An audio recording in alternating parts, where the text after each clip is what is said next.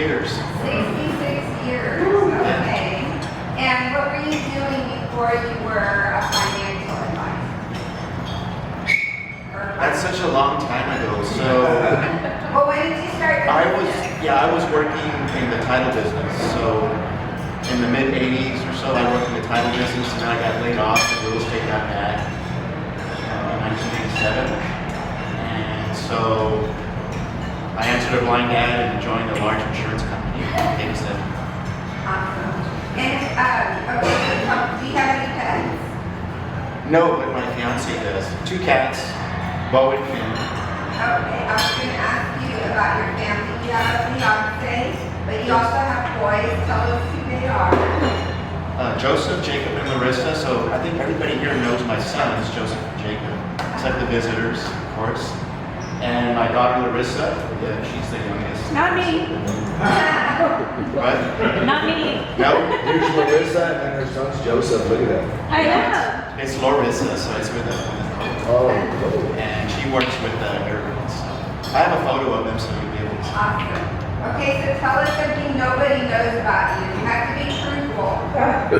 Sure. I'm getting married April the 6th. Nobody knew about that, right? no. Yeah, that's That's awesome. awesome. Yes. You know, the number one cause of divorce is finances. So I know a really good financial planner to get you and your fiance off on the right foot. Money is a major issue when it comes to divorce. That's right. He's also a grandfather too. Yeah. Oh, yes, okay, so what's your secret to success? That would be exceeding client expectations, so being very proactive and being ahead of the game. Very good. All right, everybody, Steve Warren. Steve, I apologize. Right as you started, the slideshow decided to stop working, so I'm working on getting it back up in just a second. Yeah, the first slide was, you can go ahead and change it to the next one. So this is, these are my sons and my daughter on the left there. So that's Joseph and Jacob and Larissa. And that was taken at Jacob's wedding. Jacob is one with the glasses on. And so this is something I hadn't shared with you all. The last time I did this, it was just all business and nobody knows anything personal about it. And Vera Abigail is Joseph and Alyssa's first child, so that's my first grandchild. And she was born December the 1st, and so she's very, very young. And this is my fiance, Beverly Kay. This was taken at Bryce Canyon.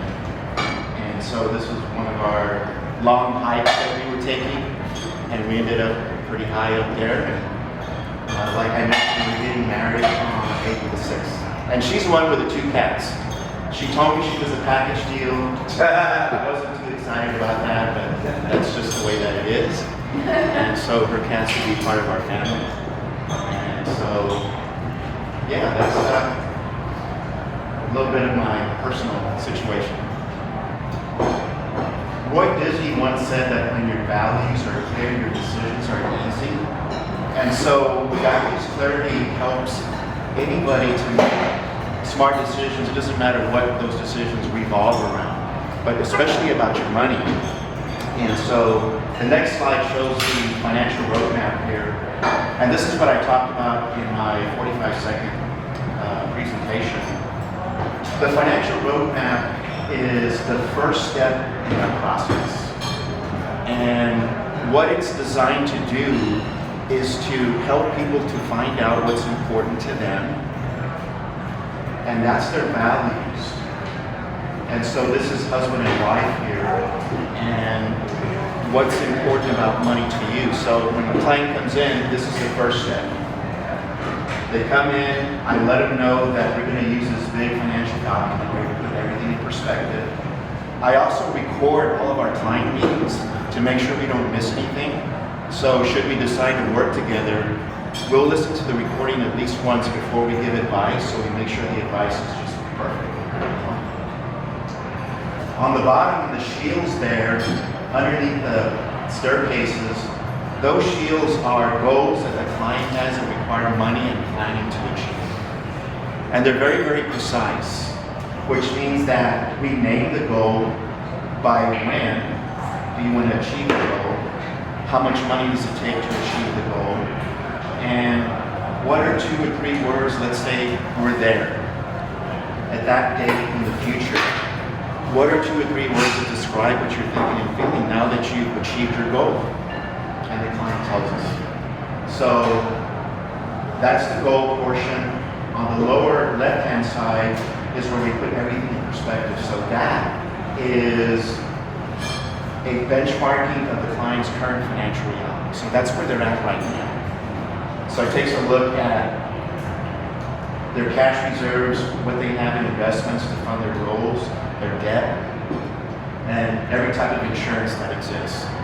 And then this document, should we decide to work together, it becomes a central compass for creating a comprehensive written lifetime financial strategy that is monitored and fine-tuned year after year after year after year.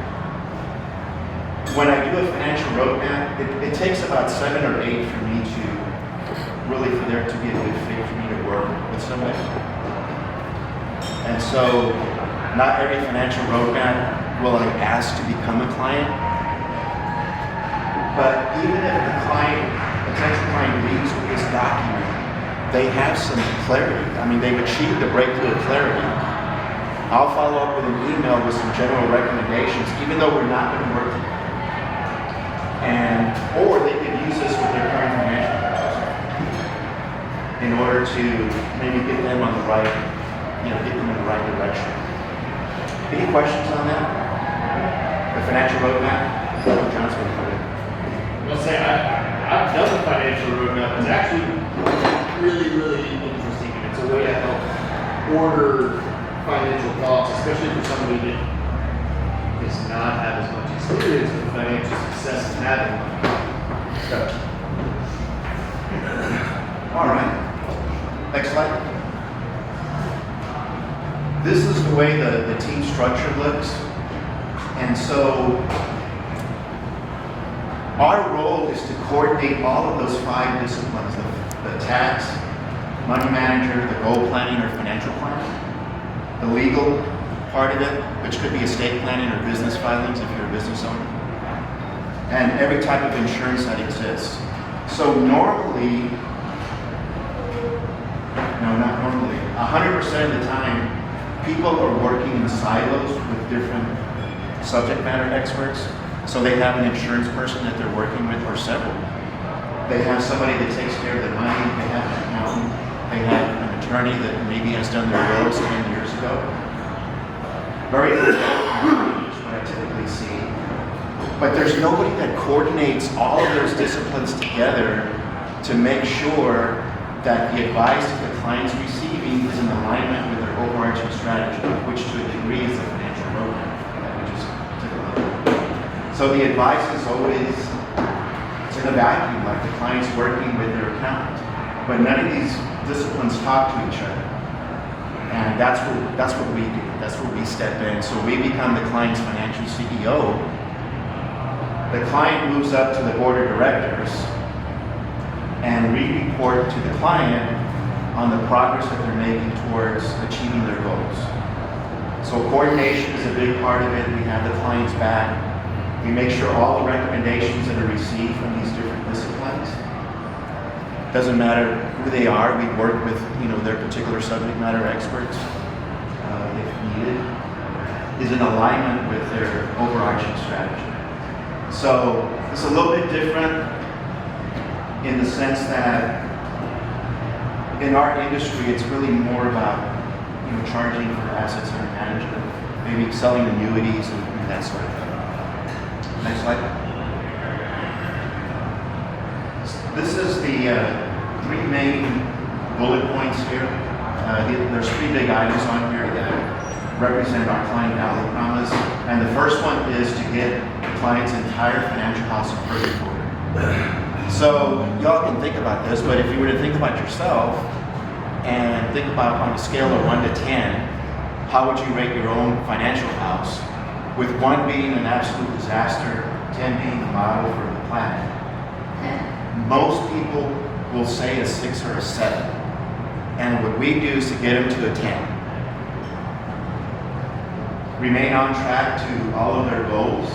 So we hold the clients accountable. If we're working together, we hold them accountable to do what they need to do in order to achieve their goals.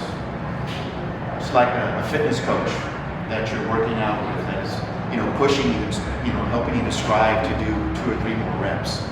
So we hold the clients accountable to do what they need to do to stay on track. If they get off track 1 degree, then we get them back on track. And we're proactive on all financial issues.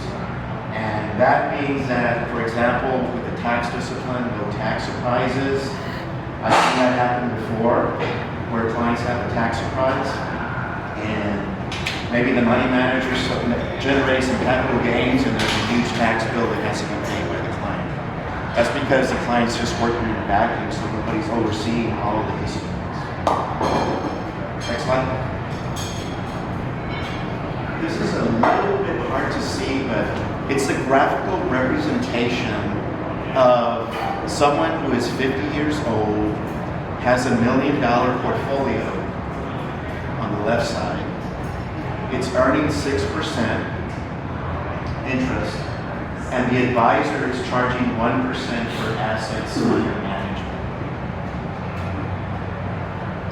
On the other side, on the right side, we take the fees out, because we don't charge 1% or 1.5% for assets under management. So just think about that. If the client can keep all those fees in their portfolio and not paying to an advisor, the time value of that is enormous. So in this case, 1% is $10,000 and $1 million. So you take that over a period of time, it's over 50 years, and the value gain is over $3 million.